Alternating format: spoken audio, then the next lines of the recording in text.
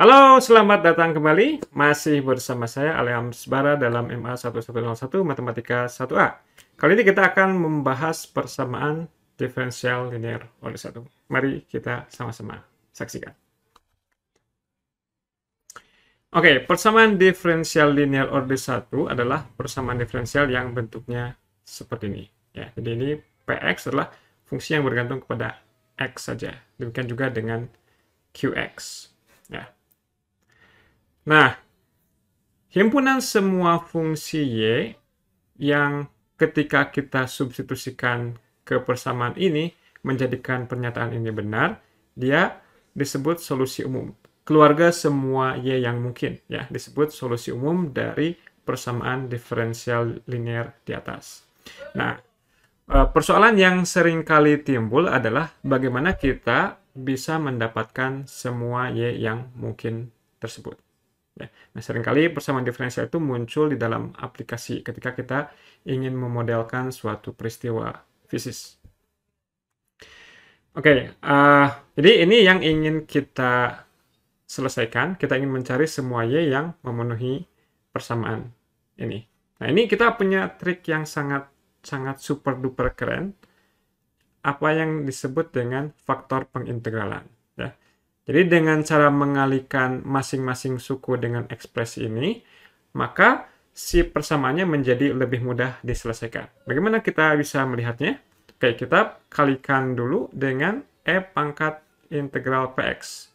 Suku pertama, kedua, dan ruas di sebelah kanan. Jadi kita peroleh ekspresi semacam ini. Nah, kalau kita perhatikan dengan baik, yang kiri ini tidak lain adalah turunan dari perkalian dua hal ketika kita mengaplikasikan aturan perkalian. Nah, karena salah satunya adalah dy per dx, ingat ketika kita melakukan aturan perkalian, ada yang nggak diturunkan, ada yang diturunkan. Ini mengindikasikan bahwa fungsi yang kita kalikan, yang kita ambil turunannya adalah perkalian dari fungsi ini dan fungsi y. Ya. Jadi, yang sebelah kiri ini bisa kita lihat sebagai turunan dari perkalian E pangkat integral Px dx dikali dengan y. Nah, ada baiknya Anda tidak terlalu yakin dulu dengan ini ya. Anda coba periksa, coba turunkan dengan menggunakan aturan perkalian bahwa memang benar ketika ini diturunkan hasilnya persis ruas kiri dari persamaan yang atasnya. Ya. Oke, nah kemudian bagaimana setelah ini? Setelah ini kita bisa integralkan kedua ruas terhadap x, atau dengan kata lain kita cari antiturunan dari kedua ruas. Ya. Maka akibatnya ini sama dengan integral dari yang ini. Ya. Oke. Jadi ini kan bilang bahwa turunan dari ini sama dengan ini. Berarti dengan kata lain, ini sama dengan ini. Nah, ini tidak perlu kita hafalkan. Yang perlu kita ingat adalah bahwa dengan mengalihkan persamaan asli dengan faktor pengintegralan, kita selalu bisa membuat ruas kirinya sebagai turunan dari perkalian dua fungsi. Ya, mari kita lihat sebuah contoh bagaimana kita menerapkan teknik ini untuk menyelesaikan suatu persamaan diferensial linear order 1. Contohnya seperti ini, ya, dy per dx sama dengan 2 per x, y, ini. Nah, ini yang kita sebut sebagai px-nya. Berarti faktor pengintegralannya apa? E integral dari ekspresi ini. Ya. E integral dari ini adalah 2 ln nilai mutlak x. Angka 2-nya bisa naik ke atas, nilai mutlak x kuadrat sama dengan x kuadrat. Kemudian fungsi e dan fungsi ln saling inverse, maka hasilnya menjadi x kuadrat. Ini mengindikasikan bahwa kita perlu mengalihkan kedua ruas setiap sukunya dengan x kuadrat. Oke, kita kalikan, hasilnya seperti ini. Ini jadi x kuadrat, kemudian x kuadrat dengan 2 per x, dengan 1 per x saling cancel, salah satu x-nya tinggal menjadi 2xy. Nah, sekarang kita kenali yang kiri ini sebagai apa? Turunan dari perkalian dua fungsi. Cara mengenalinya mudah. Fungsi yang pertama pasti si faktor integralnya. Kemudian yang keduanya pasti y.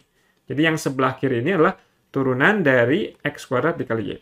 Turunan dari x kuadrat kali y. Sedangkan yang kanannya tetap sin 3x. Kita integralkan kedua ruas, maka kita dapatkan x kuadrat y adalah integral dari sin 3x. Hasilnya adalah min sepertiga cos 3x ditambah c.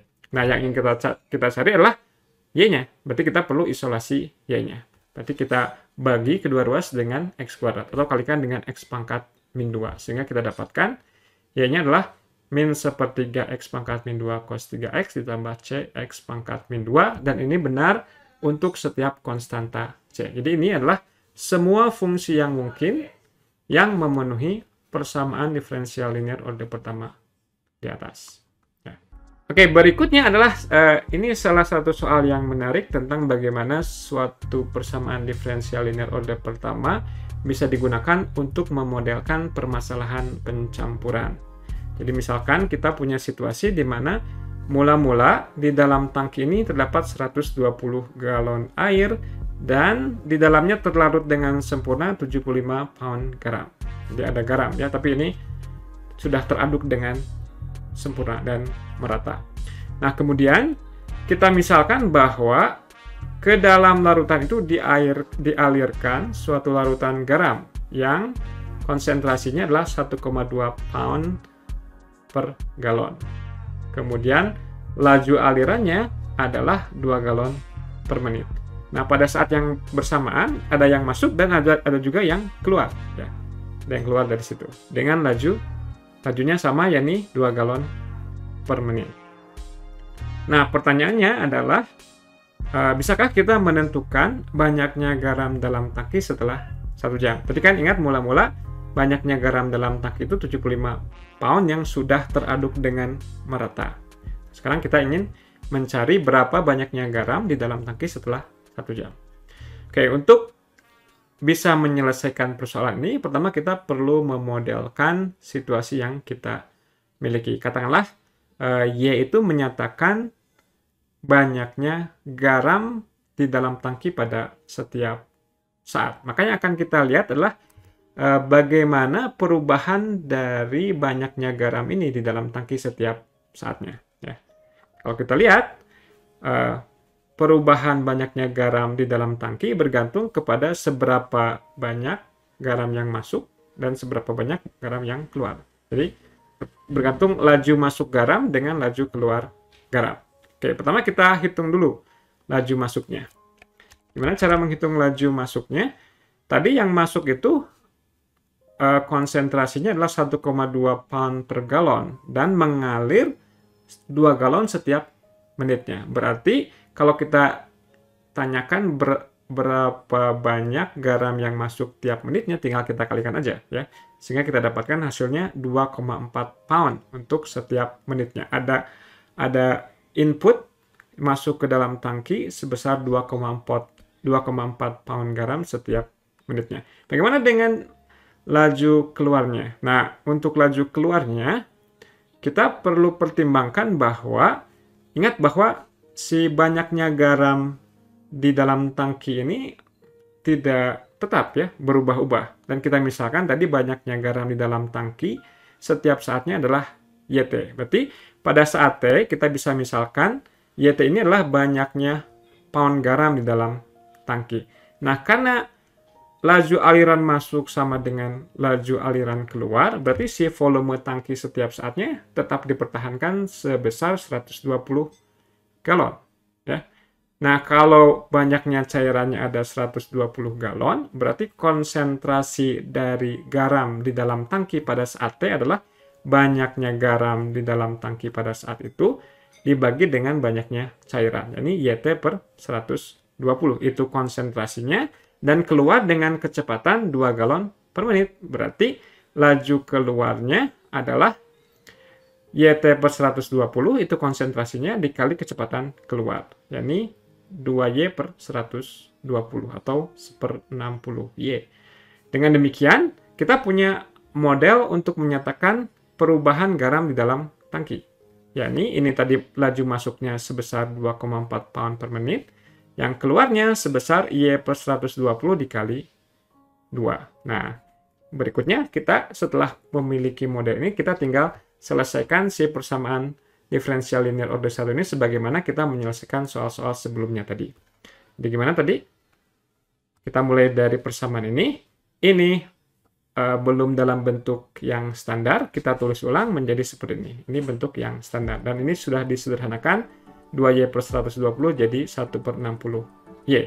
Nah, dari sini cukup jelas bahwa faktor pengintegralannya adalah E pangkat 1/60T. Ya, karena integral 1/60, ya 1/60T. Oke, dikalikan, yang merah-merah ini adalah faktor pengintegralannya. Dengan demikian, yang ruas kiri adalah turunan dari apa? Yang ruas kiri ini turunan dari Y dikali E pangkat T per 60. Ya. Oke, jadi ini yang ruas kiri turunan dari ini ya. Tapi kemudian kita integralkan kedua ruas, hasilnya Y dikali E pangkat T per 60 sama dengan integral yang kanan ini. Kita integralkan hasilnya seperti itu. Kemudian kita perlu mencari C-nya, karena kita mengetahui kondisi awal dari larutan ini. Di awal kita tahu bahwa dia memiliki 75 pound garam. Artinya ketika T-nya sama dengan 0, Y-nya adalah 75. Ya, kita substitusikan T sama dengan 0 ke ruas kiri dan ke ruas kanan. Ketika kita substitusikan ke kiri, ini E pangkat T per 60-nya jadi 1, sehingga kirinya cuma Y saja. Kalau kita substitusikan ke kanan, ini jadi 2,4 kali 60, 144. Ya, jadi saat T sama dengan 0, kita punya 75 sama dengan 144 ditambah C. Yang mengakibatkan C-nya adalah minus 69. Nah, kita bisa substitusikan kembali C-nya ke sana, sehingga kita dapatkan YT-nya adalah seperti itu. Ya. Ini menyatakan banyaknya garam pada setiap saat T, di mana T-nya kita hitung dalam menit, ya, dalam satuan menit.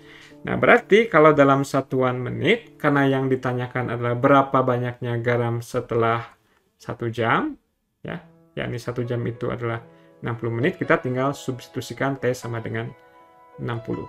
Maka didapat kurang lebih sekitar 118,62 pound garam. Ya.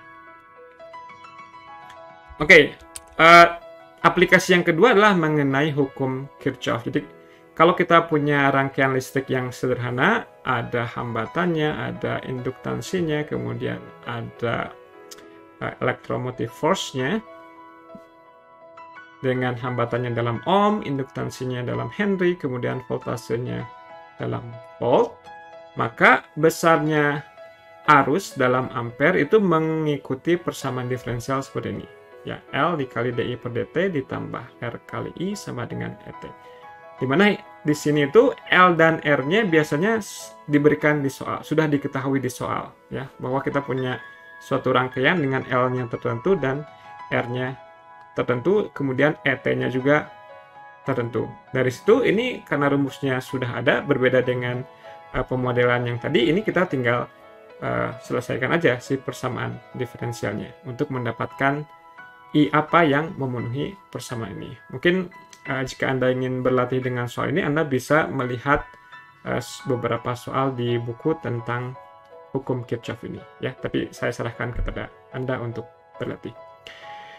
Oke, berikutnya Anda silahkan berlatih soal yang serupa dengan yang tadi dengan sedikit perbedaan. Satu-satunya perbedaan adalah bahwa laju keluarnya itu adalah 1 galon per menit. Kalau di soal sebelumnya adalah lajunya 2 galon per menit.